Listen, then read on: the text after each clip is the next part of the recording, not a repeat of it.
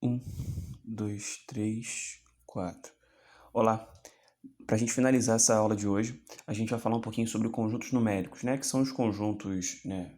O nome é um pouco óbvio, né? Conjunto dos números, mas eles têm um processo histórico mesmo de construção, né? Conforme o avanço da humanidade, né? E conforme as nossas descobertas com as operações elementares, a gente teve a criação de diferentes conjuntos por necessidade mesmo.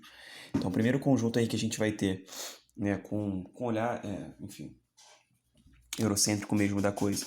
Mas o primeiro conjunto registrado aí, que a gente tem, né, dentro da matemática, seria o conjunto dos números naturais, beleza? Que é indicado sempre por essa letra N aqui com uma segunda barra. Que basicamente, né, teve a necessidade justamente de contar elementos da natureza, por isso o nome conjunto dos números naturais, que vai ter, né, do 0, 1, 2, 3, até o mais infinito, tá? Então a gente vai ter essa possibilidade aí de conjunto, a primeira possibilidade de conjunto de números. Aí, galera, só uma coisa que eu queria chamar a atenção de vocês.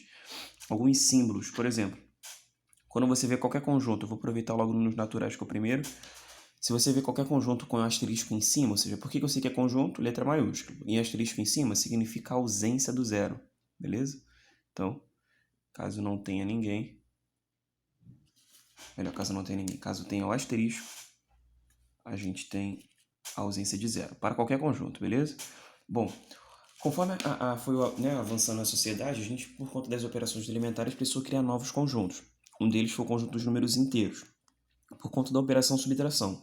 Porque imagina o seguinte, até então, se você usasse só a soma como operação, a gente teria 2 mais 1 valendo 3, um exemplo. Mas se a gente tenta fazer a subtração, 2 menos 1 dá 1. Agora, se a gente fizesse ao contrário, né, 1 menos 2, a gente teria o quê? Hoje é mole falar menos 1, né? Mas imagina num processo em que você só tem o conjunto dos naturais, ou seja, você tem a necessidade, você está fazendo as operações com números que estão aqui, mas tem resultados por conta das operações que o resultado não dão dentro desse conjunto. Então, a necessidade de criar um novo conjunto. Então, no conjunto dos números inteiros, né, que é esse z aqui, seriam todos os naturais e seus simétricos, ou seja, desde lá do menos infinito, sei lá, menos 2, menos 1, 0, 1, 2, até o mais infinito também.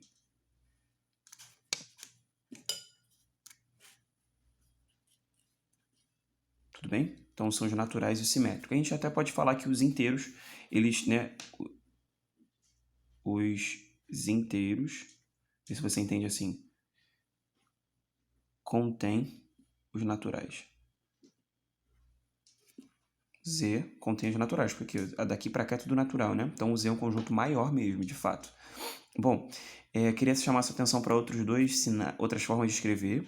Sempre que você vê um conjunto, eu vou usar os inteiros como exemplo, mas qualquer conjunto que tenha um menos aqui em subscrito, vai indicar são os inteiros não negativos, tá?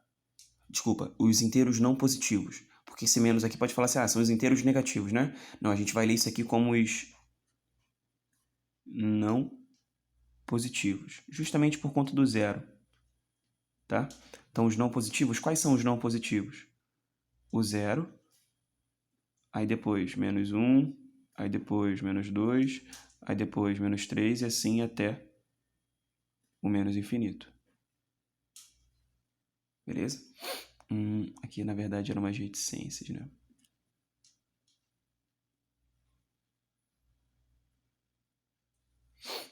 Bom, outro símbolo que pode aparecer é o Z+, ou qualquer conjunto com mais subscrito.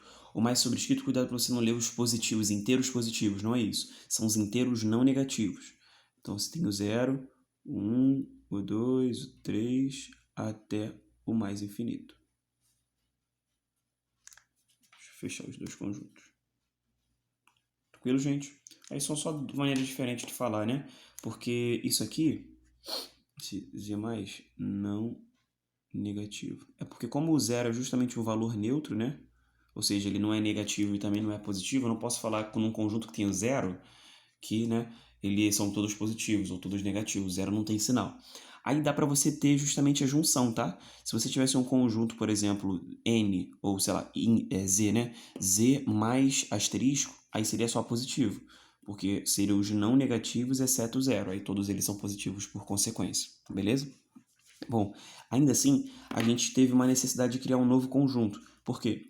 Com as operações elementares, ainda assim você tinha elementos aqui, são infinitos, mas ainda assim resultados que a gente não podia, né, prever dentro desses conjuntos. Que é, por exemplo, a ideia de multiplicação, ou melhor, a ideia de divisão, né? Porque pensa só comigo, se a gente divide, por exemplo, o 2 por 1, dá 2, né? 2 por 1 dá 2. Agora, quanto que é 1 dividido por 2? Hoje é mole falar meio, né? Mas ainda assim, se a gente pensar se só tivesse os inteiros, né, é um problema, um impasse. Ou seja, você está trabalhando com esses números e com as operações que estão disponíveis, o resultado não está disponível. Então, a necessidade de criar mais um conjunto de números racionais. É indicado pela letra Q, beleza? E, basicamente, para que um elemento faça parte do conjunto dos números racionais, é para qualquer elemento que possa ser escrito no formato de uma fração. Aí eu coloquei A sobre B, tá? A única restrição que eu vou te pedir aqui é que esse B seja diferente de zero. Justamente porque, lembra que não tem como dividir por zero? Isso não existe, né? Então, só a única restrição aí. E aí esse A e esse B sendo um valor inteiro, tá? Valores inteiros aí. Tranquilo? Bom, então qualquer, né, para ser um valor racional, tem que ser escrito no formato de uma fração. Aí eu te pergunto, o menos 2, que é inteiro, né? Tá aqui nos inteiros. O menos 2, ele é um valor racional? Você respondeu corretamente se você respondeu que sim. Porque é só você fazer a mesma pergunta. A pergunta seria assim: perguntar que se o menos 2 é racional é só perguntar: menos 2 tem como escrever no formato de uma fração? E tem, né? Se a gente pegar, por exemplo, menos 4 sobre 2, isso dá menos 2. Ou seja, usei 2 inteiros, escrevi no formato de uma fração, deu. Então, se tem resultado, eu também posso chamar de desinteiros. Então, já consigo falar aqui também o seguinte: que os naturais estão contidos nos inteiros, foi a afirmação que a gente fez agora, que por sua vez estão contidos nos racionais. É uma informação que eu também poderia fazer aí. Tranquilo, gente? Tá um pouquinho torto agora que eu vi. Foi mal. Então, foi outra informação que nós temos aí. E aproveitando a ideia de conjunto dos números racionais, que é o quê? A gente tem aqui dentro também a ideia de dízimas periódicas. O que seriam as dízimas periódicas? As dízimas periódicas acabam sendo também frações, né? Só que frações que dão números, né? Que com essa característica, ou seja, com uma infinidade dele e sempre ele. Ou seja, não tem mais nenhum outro, né? Então, 0,333 é dízima periódica por quê? Porque esse 3 está se repetindo infinitas vezes. Por exemplo, esse y também seria uma dízima periódica. Aí você fala assim, Kaique, mas tem um 2 aqui. Pois é, mas o 13, lá, ele está se repetindo. Inclusive, uma maneira de você também escrever esse y aqui, sabe como seria? Escrever assim, ó, 0,213 com uma barra em cima. Aí a barra em cima ela vai ficar justamente em cima do que a gente chama de período, que é a coisa que se repete. O período aqui seria o 3. Bom, talvez alguns de vocês já tenham visto, mas essa dízima 0333 ela aparece bastante, né? Esse x, digamos que seja a fração que gera esse número. E eu te garanto que sim, existe uma fração que gera esse número, que a gente chama de fração geratriz. Toda dízima periódica tem uma fração geratriz. E para o 0333, por exemplo, com certeza é 1/3. Além disso, né, além da nossa experiência, talvez com 1/3 já ter visto essa fração, a gente poderia, uma forma de achar essa fração geratriz é você fazer o seguinte, vamos lá, passo 1, identificar quem é o período, 3, e dividir esse período por 9. Agora, por que por 9?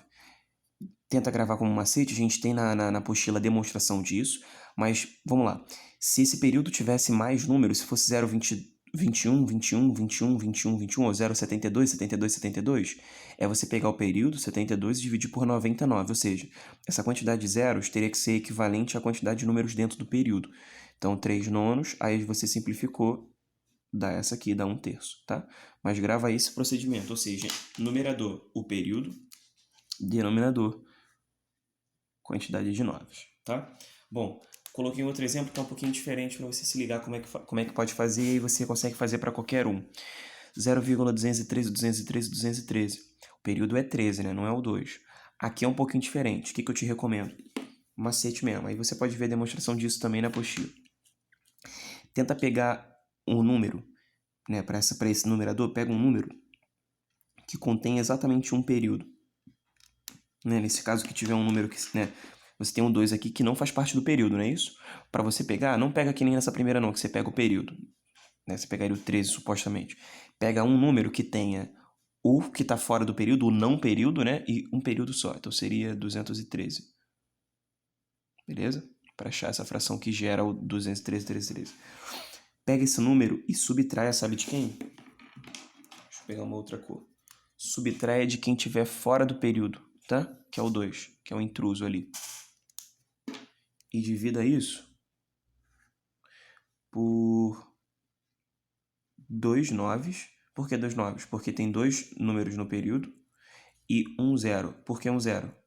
Porque tem um número fora do período, beleza? Então, de novo, pega um número que tenha o período e o número, né, enxerido ali, o número que não tem período. Então, pega o não período com período, subtraia desse número em questão e embaixo divida a quantidade de noves de acordo com a quantidade do período e quantidade de zeros de acordo com a quantidade que tiver fora. Então, se aqui fosse 0, 25, 13, 13, 13, 13, seria 25, 13 menos 25. Quer ver? Vamos fazer esse exemplo. Tô chato mesmo. Ó, fazer exemplo Z, tá?